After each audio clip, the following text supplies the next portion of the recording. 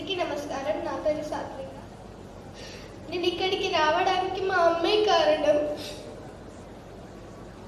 మా నాన్న సెకండ్ క్లాస్లో చనిపోయాడు.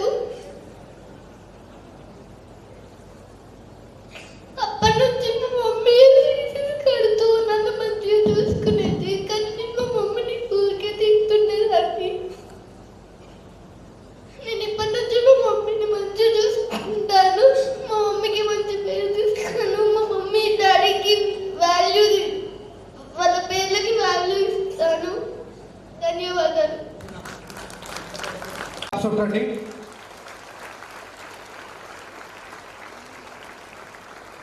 అంటే మీరు క్లాప్స్ కొడుతూ ఉండాలా? మీ అమ్మ కదా.